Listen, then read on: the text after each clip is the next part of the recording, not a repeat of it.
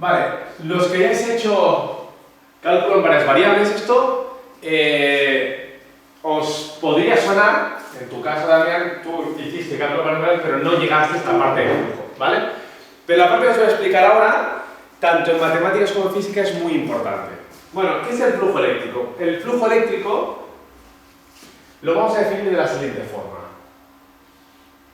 Lo vamos a definir con esta letra. Vamos a poner la E de eléctrico. Y no os asustéis,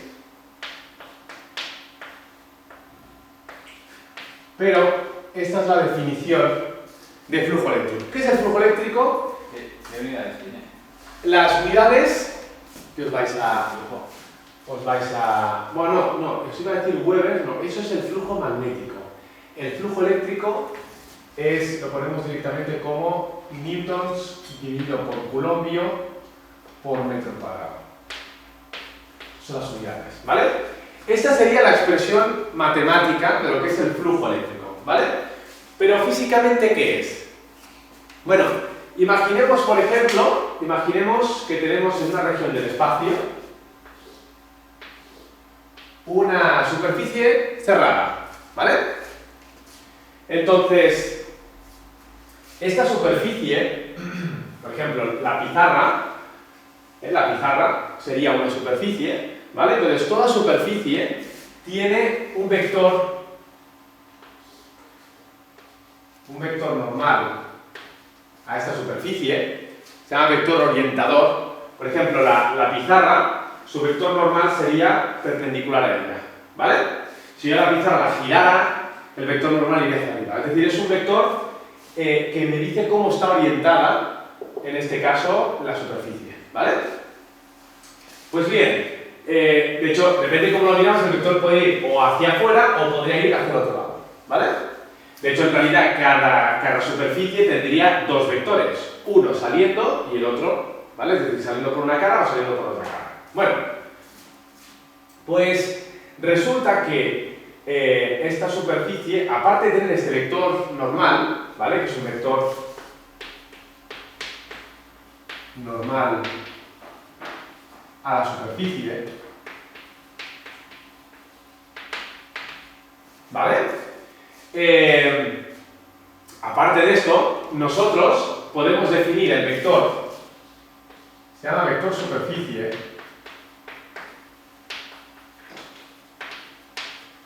el vector superficie tiene dos características. La primera sería el área de esa, digamos, de esa superficie. Vamos a ponerle aquí área. Y el vector normal. Esto es el área. ¿Vale? Por lo tanto, si os digo, por ejemplo, supongamos que yo tengo, esto es el eje Z, esto es el eje X y esto es el eje Y. Esto es un ejercicio importante. Imaginaros, por ejemplo, que tengo un cuadrado de longitud L, ¿vale? Y lo tengo en el plano ZI. ¿Cuál sería el vector superficie de este cuadrado en esta situación? ¿Cuál sería el vector superficie? Si nadie se anima a contestar, lo diré yo. El vector superficie tendrá unidades de área.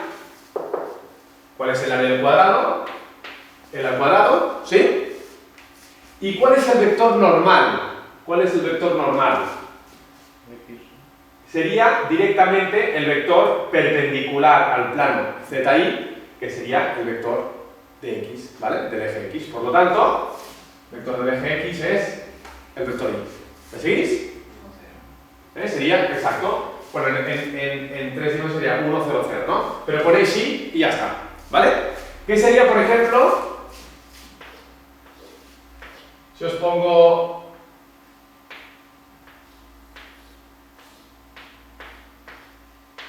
esta situación?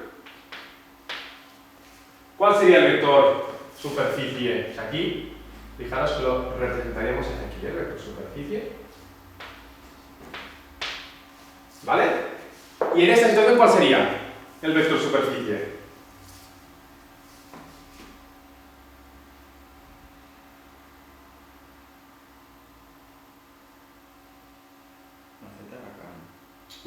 Aceptar acá. Sí, exacto. ¿Qué sería? Fijaros, sería hacia arriba, ¿vale? Y sería L al cuadrado multiplicado por K, ¿vale? Vale, pues ahora que ya más o menos somos capaces de calcular el vector superficie de ciertas superficies, ¿vale? Ahora vamos a ver qué importancia tiene esto con el campo eléctrico.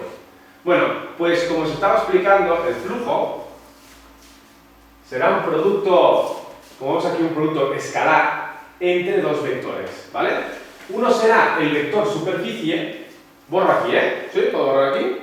Voy a aprovechar ese dibujo de allí, ¿eh?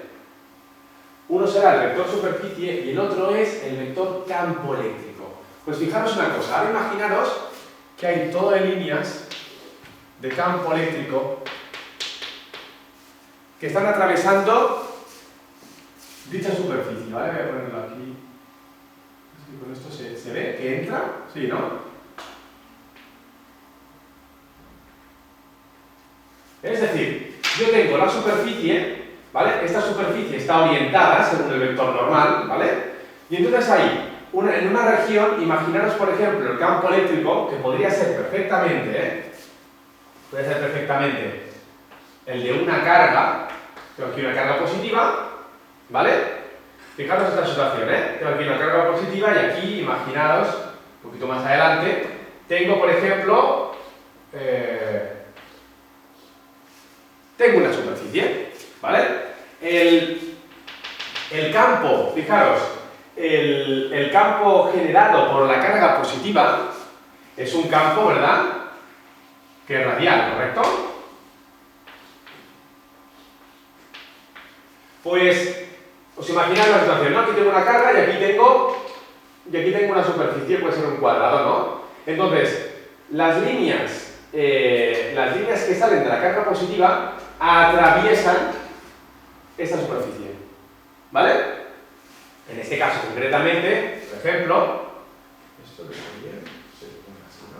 Sí, más o menos. ¿Vale? Es decir, las líneas del campo eléctrico de la carga positiva atraviesan, mirad así, ¿no? Están atravesando esta superficie, ¿vale? Entonces, yo puedo calcular el flujo eléctrico, directamente utilizando esta expresión de aquí. De hecho, el flujo eléctrico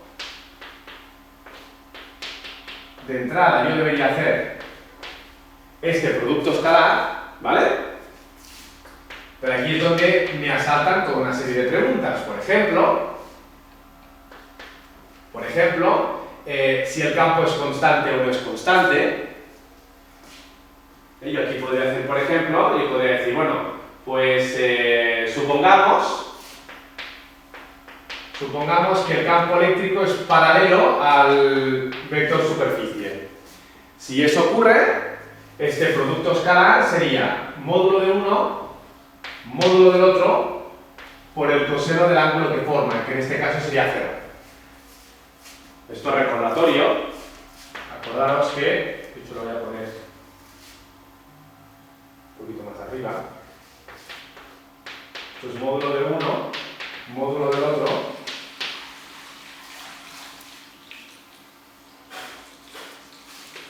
Coseno del ángulo que forman, ¿verdad? Es decir, en esta situación de aquí tengo el vector normal y tengo el campo eléctrico, ¿no? Entonces, el campo eléctrico y el vector normal forman un cierto ángulo, ¿correcto? ¿Sí? De hecho, fijaros que yo puedo tener, por ejemplo,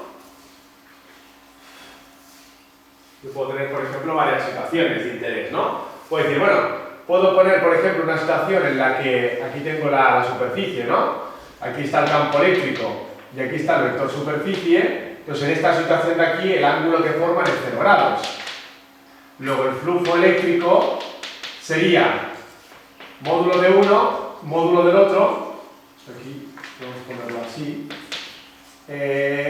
Coseno de 0 grados, es decir, esto es E por ds. ¿Vale? Esta sería una situación. Otra situación podría ser, por ejemplo, esta, ¿no? Que yo tenga la superficie y el campo eléctrico viaje en esta dirección de aquí. Es decir, tengo una situación en la que todo el campo entra dentro de la superficie y luego el flujo es máximo. Tengo una situación en la que la superficie está orientada, pero el campo es perpendicular al vector superficie. En esta situación ya se ve claro que aquí no entran líneas. ¿Veis por qué entran o no entran? Sí, ¿no? Imaginaros, por ejemplo, un aro y todo de líneas o todo de varillas que colocáis dentro del aro. Esto sería esta situación, ¿vale? Pero ahora imaginaros, por ejemplo, en el aro yo intento colocar varillas en esta dirección, es imposible. Luego, en esta situación de aquí, el flujo sería E por ds coseno de 90 grados. Luego esto sería 0. ¿Vale?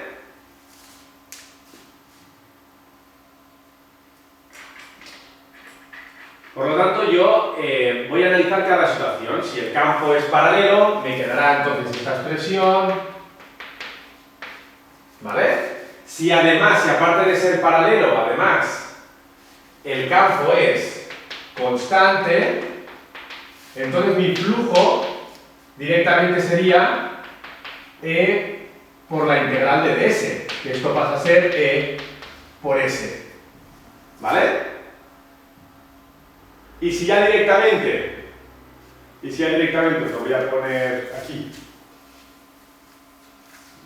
Entonces, en general, podemos decir, por ejemplo, si el campo eléctrico es constante, vectorialmente, mi flujo acaba siendo el producto escalar entre E por S, es decir, módulo de uno, módulo del otro, coseno del ángulo que forman.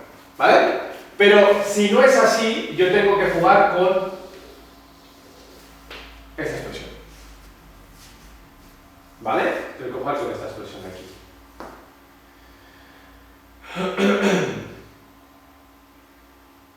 Pues bien, calcular el flujo, ya os lo adelanto ahora, es algo muy complicado.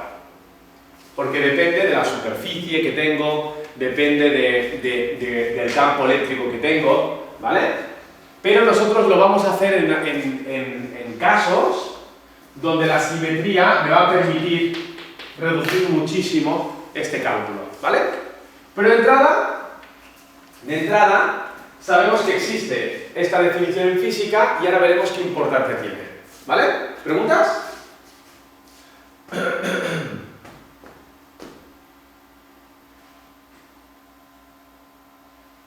¿Vale? Entonces, ¿qué es lo que hizo Gauss? Lo que hizo Gauss fue preguntarse, bueno, más que preguntarse, se dio cuenta de lo siguiente.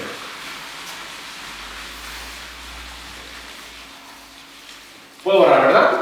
¿Sí?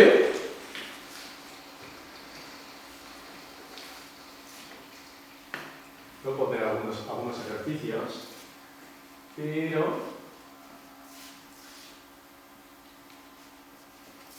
estamos aquí, ¿vale? ¿Sí? Voy a dejar.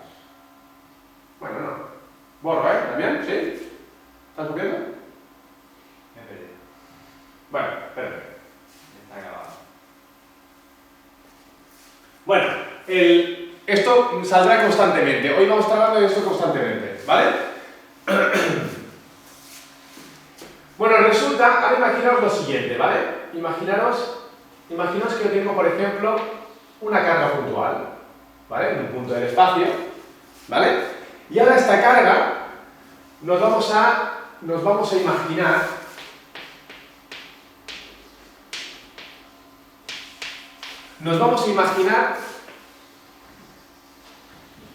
que la envolvemos de una cierta superficie imaginaria, ¿vale? O sea, tenemos una carga o una distribución de carga en un punto del espacio y esta carga la vamos a rodear de una cierta superficie que a partir de ahora llamaremos superficie gaussiana, ¿vale? ¿Vale? Entonces, lo que se dio cuenta Gauss es que si era capaz de medir el flujo que atraviesa dicha superficie, ¿vale? O sea, por ejemplo, sabes que la carga, el campo, sale hacia afuera.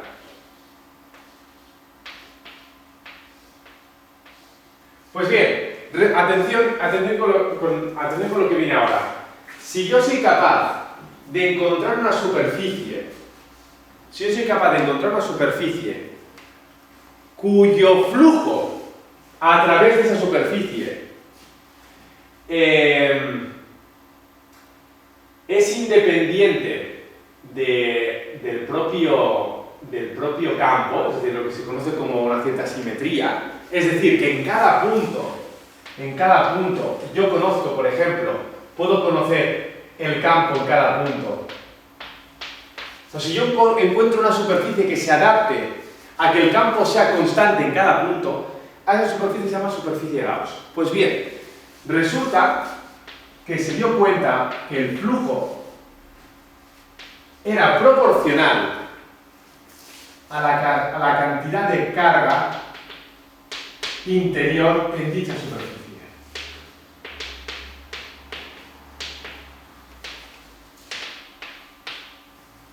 ¿Vale? Es decir, esta es la auténtica ley de Gauss. Es decir, que cuanta más carga rodeaba dicha superficie, mayor flujo había. Obviamente eso tiene todo el sentido del mundo, porque si yo aquí tengo, en lugar de una carga, tengo dos cargas, por cada diferencial de la superficie atravesarán más líneas de carga, ¿sí? Aquí tengo tres cargas, pues por cada punto el triple, el 4, las veces que sea. Por lo tanto, hay una relación entre el flujo eléctrico y la carga interior, ¿vale? Pues bien, esto de proporcional, resulta que esta constante de proporcionalidad resultó que era lo que se conoce como esto os lo expliqué el otro día, la permeabilidad del vacío. Es decir, que la cantidad de líneas que atraviesa una cierta superficie es igual a la cantidad de carga que contiene esta superficie dividido entre epsilon sub 0. ¿Me seguís?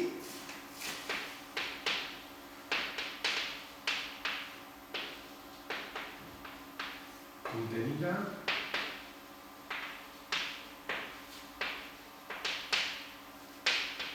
¿Vale? ¿Y epsilon sub 0 qué es? Epsilon sub 0, recordáis, esta era 8,85 por 10 a la menos 12, ¿os acordáis de esto? Pues os expliqué el otro día que la K era 1 entre 4pi, epsilon sub 0, ¿sí? Pues es esa misma constante, ¿vale? Bueno, esto parece que no nos dice nada, ¿no? Vale, pues vamos a hacer el siguiente ejercicio, muy rápido. Vamos a demostrar realmente, ¿os acordáis que el otro día os expliqué cuál era la expresión del campo eléctrico creado por una carga? Y os dije, os explicaré por qué es así, pues os lo voy a explicar ahora. Cuando me digáis, ¿borro aunque sea el dibujo hacia la izquierda? ¿Sí? Vale. Fijaros, hemos dicho que la superficie gaussiana tiene que ser aquella superficie que en cada punto de dicha superficie el campo deba ser constante. Esta es la idea, ¿vale? Pues bien, yo ahora me pregunto, ¿verdad que conozco la dirección del campo eléctrico de las cargas? ¿Sí? ¿Verdad que dije que era radial? Decidme una superficie. ¿Qué superficie debo dibujar alrededor de esta carga para que en cada punto el campo sea constante? Una esfera. Una esfera. O sea, la carga, ¿verdad? La carga crea un campo eléctrico que sale radial, ¿verdad? Luego, si cojo una circunferencia, hay una parte que no estoy cubriendo. Pues bien, esto... O sea, para que nos entendamos, estoy dibujando alrededor de esta carga una esfera, ¿sí? ¿Esto se ve bien? No se ve bien, ¿no?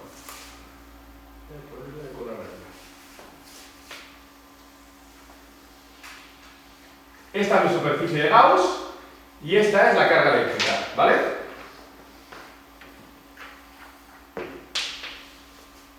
¿Vale?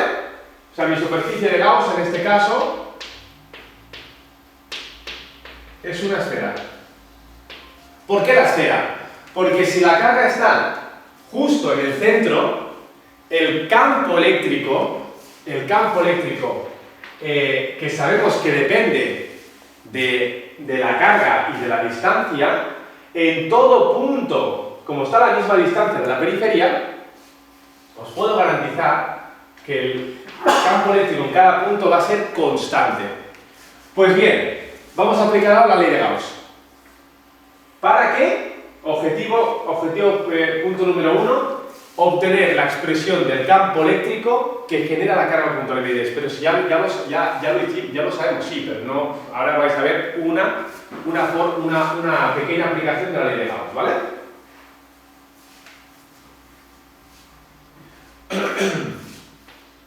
Carga Q. La ley de Gauss me dice que el flujo que atraviesa el campo eléctrico generado por la carga eléctrica, este campo saldría perpendicular en cada punto de la superficie, ¿correcto? Repito, esta superficie no existe, me la he inventado yo, ¿vale? Me la he inventado yo para aplicar la expresión, ¿vale?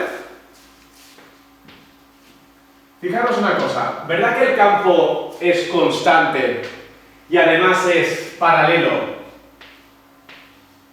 al vector superficie? ¿Estás conmigo? ¿Sí? Es decir, de una esfera, en cada punto de la esfera, el vector superficie saldría hacia afuera, ¿correcto? Vale, pues estaréis conmigo de acuerdo en que yo puedo hacer esto. Como estos dos vectores son paralelos, ya directamente me queda esto.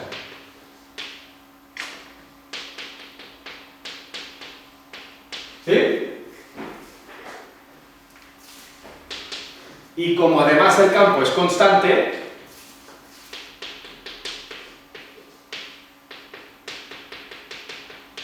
¿estás conmigo?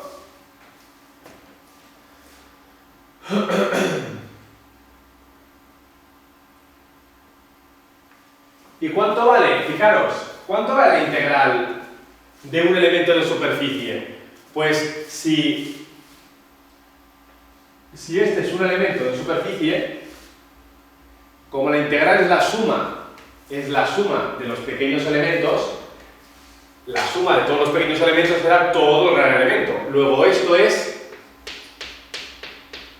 la superficie de la esfera. ¿Me seguís? Esto es una parte importante, ¿eh? Vale, ¿y cuánto vale la superficie de la esfera? ¿Cuál es el área de una esfera?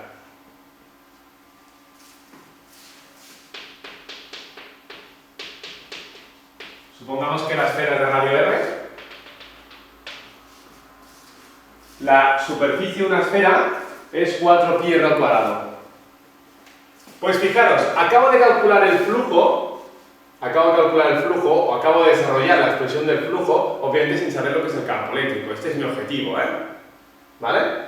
Pero ya tengo, digamos, de la igualdad de la ley de Gauss, tengo la parte de la izquierda, ¿vale? Ahora voy a hacer la parte de la derecha. ¿Qué decía la parte de la derecha? Si os acordáis, yo decía que el flujo es igual a la carga interior entre epsilon sub 0, ¿sí? ¿Vale? Vale, pues esta carga interior es la carga interior que envuelve o que está rodeando o que contiene la superficie gaussiana, ¿sí? ¿Y qué carga contiene la superficie gaussiana? ¿Qué cantidad de carga está envolviendo esta superficie? Q. ¿Sí? ¿Lo veis esto? ¿Está bien? ¿Sí? Vale, pues fijaros, la ley de Gauss me dice que este flujo es igual a la carga interior entre epsilon sub 0, ¿sí? Este flujo es E por 4 pi al cuadrado y carga interior entre epsilon sub 0 es Q entre epsilon sub 0, ¿correcto? Pues bien, si yo igualo estos dos términos, es lo mismo que igualar estos dos términos. Luego E por 4 pi al cuadrado es igual a Q entre epsilon sub 0. Despejando el campo eléctrico me queda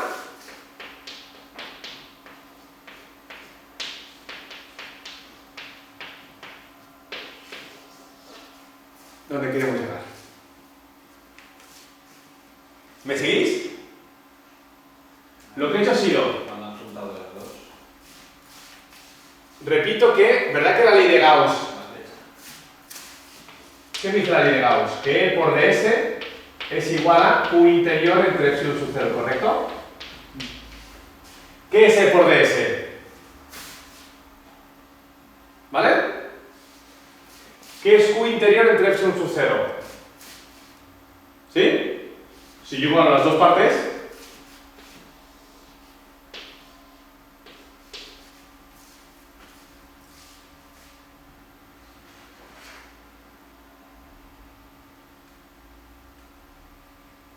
¿lo veis? ¿Qué es lo que acabo de hacer? Lo que acabo de hacer es, he hecho un caso práctico de la ley de Gauss, ¿vale? Esta es mi ley de Gauss. Y lo que he hecho ha sido desarrollar la parte de la izquierda y la parte de la derecha. ¿Por qué hago eso? Porque cuando quiero obtener el campo eléctrico de una carga, de una distribución de carga, mi campo eléctrico está aquí dentro. Tengo que despejarlo de alguna forma para poder obtener, para poder obtener la expresión, ¿sí? Entonces, siempre desarrollaremos la parte de la izquierda, que es el flujo, que obviamente va a depender del campo que estoy intentando calcular, y luego desarrollaré la parte de la derecha, que es la que contiene información de la carga, que es lo que yo conozco. Una vez he desarrollado eso por separado, lo igualo y de ahí despejo el campo eléctrico. ¿Sí?